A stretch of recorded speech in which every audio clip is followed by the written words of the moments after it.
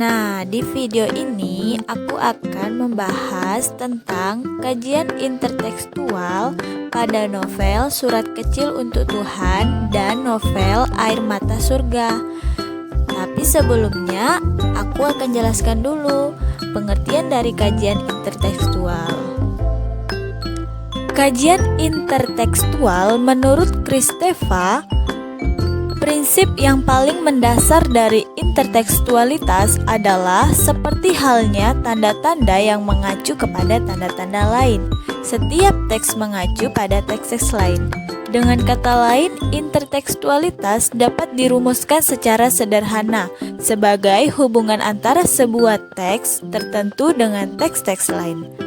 Satu di antara jenis kajian terhadap karya sastra adalah kajian intertekstual.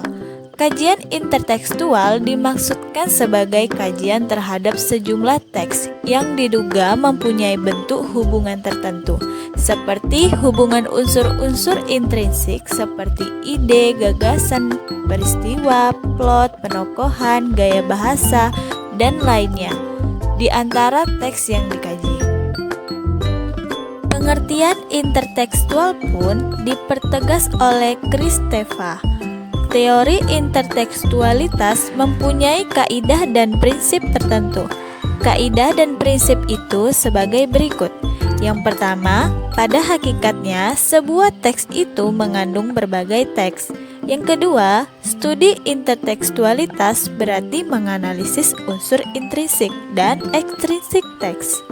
Yang ketiga, studi intertekstualitas memberi keseimbangan antara unsur intrinsik dan ekstrinsik teks yang disesuaikan dengan fungsi teks di masyarakat.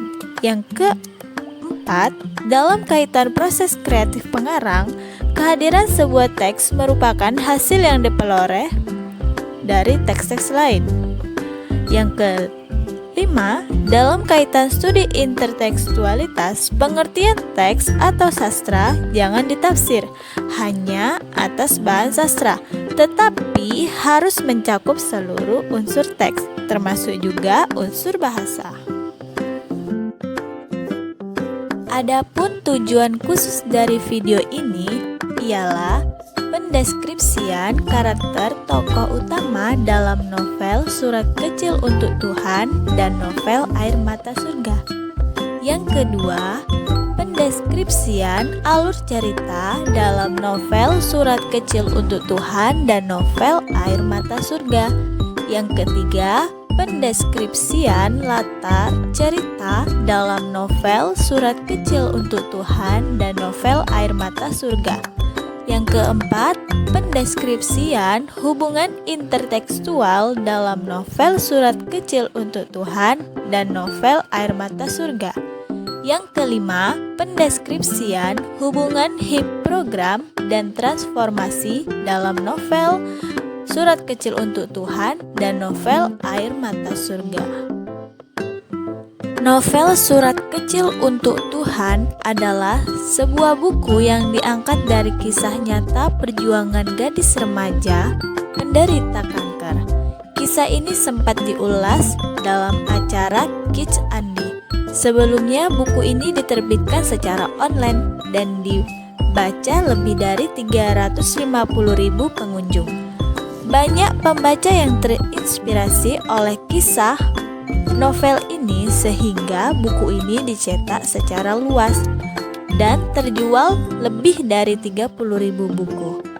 Buku ini mencetak sukses di Indonesia dan Taiwan dalam waktu 2 bulan. Novel ini menceritakan tentang seorang anak gadis yang cantik, pintar, baik hati, ceria, penyabar, ikhlas, rajin, penyayang, dan sederhana. Cantika atau biasa dipanggil Keke, berusia 13 tahun yang menderita kanker jaringan lunak pertama di Indonesia.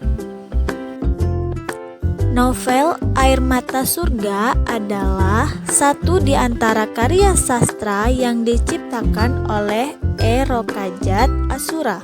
Novel ini sangat menarik karena novel ini menceritakan tentang seorang anak yang berusia 10 tahun yang terus berusaha bertahan hidup melawan kanker. Anak itu bernama Bara. Ia yatim piatu karena ayahnya meninggal tertabrak truk dan tak lama kemudian ibunya pun meninggal karena kanker. Walaupun dalam kondisi seperti itu, Bara tetap saja menghafal ayat-ayat suci Al-Quran dan ia memiliki cita-cita yang sangat bagus karena ia ingin memberikan selembar demi selembar hafalan ayat-ayat Al-Quran yang telah ia hafalkan kepada seluruh anak-anak muslim di Indonesia. Baiklah, kita masuk yang ke pertama, yaitu karakter tokoh. Karakter tokoh adalah sifat atau watak yang dimiliki manusia untuk bersikap dalam menyelesaikan masalah ataupun menghadapi sesuatu. Dalam novel Surat Kecil Untuk Tuhan, karya Agnes Davonar, yaitu tokoh utama adalah Keke, memiliki 7 karakter, yaitu tabah, mudah bergaul atau bersahabat, sabar, penurut, pintar, periang, dan ikhlas. Karakter utama pada novel Air Mata Surga karya Ero Kajat Asura yaitu Bara. Memiliki 9 karakter, yaitu suka menolong, rajin menghafal Al-Quran, pintar, penurut, setia kawan, sabar, bersemangat, tabah, dan kasih sayangan. Selanjutnya, alur. Alur merupakan jalan cerita yang dibentuk pengarang melalui tahapan-tahapan peristiwa sehingga menjadi suatu cerita. Alur terdiri dari alur maju, alur mundur, dan alur campuran. Pada novel Surat Kecil Untuk Tuhan, yaitu alur maju, karena pengarang memulai cerita dengan perkenalan dan diakhiri dengan tahap penyelesaian. Sedangkan alur yang digunakan pengarang dalam novel Air Mata Surga yaitu alur campuran, karena pengarang memulai cerita dengan melukiskan suatu keadaan dan diakhiri dengan penyelesaian. Selanjutnya, latar. Latar merupakan penjelas untuk mendeskripsikan sebuah cerita. Latar terbagi 3, yaitu latar tempat, waktu, dan latar sosial. Latar tempat merupakan tempat kejadian suatu peristiwa yang terjadi dalam cerita. Latar waktu merupakan kapan terjadinya sebuah peristiwa dalam cerita. Latar sosial merupakan kehidupan sosial masyarakat yang ditimbulkan pengarang dalam sebuah cerita.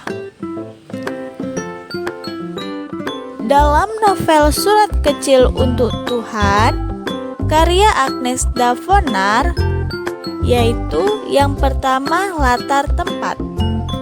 Dalam novel itu terdiri dari 19 tempat yang digunakan, yaitu kamar, Jakarta, Yayasan Pondok Pesantren Al-Kamar, di kelas, dan lain-lain. Yang kedua, latar waktu. Latar waktu dalam novel Surat Kecil Untuk Tuhan, karya Agnes Davonar, yaitu 8 waktu yang digunakan. Ada pagi hari, ada hari Senin, malam hari, sore hari, dan lain-lain. Yang ketiga, latar sosial. Latar sosial dalam novel Surat Kecil Untuk Tuhan karya Agnes Davonar, yaitu kepercayaan masyarakat terhadap mitos dan kepercayaan manusia terhadap karma atau qisas. Selanjutnya, pada novel Air Mata Surga karya Ero Kajat Asura, pada latar tempatnya yaitu terdiri dari 22 tempat. Ada Rumah Sakit Sharm el-Sheikh, ada Distri Hujun Makkah, ada Kairo, dan lain-lain. Kemudian, latar waktu. Latar waktu dalam novel Air Mata Surga karya Eero Kajat Asura yaitu 5 latar waktu yang digunakan. Jumat sore, sore hari, malam hari, dan pagi hari. Selanjutnya, latar sosial. Latar sosial dalam novel Air Mata Surga karya Eero Kajat Asura yaitu kehidupan masyarakat Arab, peraturan daerah Mekah, dan lain-lain. Selanjutnya yaitu hubungan intertekstual. Intertekstual merupakan adanya persamaan dan perbedaan yang ada dalam novel, dan adanya kaitan antara novel yang lahir duluan dengan novel yang lahir selanjutnya. Hubungan intertekstual pada novel Surat Kecil Untuk Tuhan karya Agnes Davonar dan novel Air Mata Surga karya Eero Kajat Asura yaitu adanya persamaan pada karakter tokoh, latar tempat, dan latar waktu, serta adanya perbedaan pada alur, latar, dan bahasa yang digunakan dalam kedua novel. Yang terakhir, HIP program. HIP program merupakan suatu karya yang diduga menjadi dasar dalam munculnya sebuah teks atau novel yang lahir berikutnya. Dan transformasi. Transformasi adalah memindahkan sesuatu dari teks yang satu ke dalam teks yang lain. Terkadang apa yang ditransformasikan itu terlihat jelas sama dan terkadang tidak terlihat jelas, tergantung pada pengarangnya sendiri. Novel Surat Kecil Untuk Tuhan karya Agnes Davonar merupakan HIP program untuk novel Air Mata Surga. Hal itu terbukti karena adanya persamaan ide dan peristiwa-peristiwa yang terjadi dalam novel Air Mata Surga yang sudah lebih dulu dideskripsikan Agnes Davonar dalam novelnya yang berjudul Surat Kecil Untuk Tuhan pada tahun 2008. Kemudian ditransformasikan oleh Eero Kajat Asura pada novelnya yang berjudul Air Mata Surga pada tahun 2011. Nah, videonya udah selesai ya. Nah, jadi gimana? Udah ngerti belum?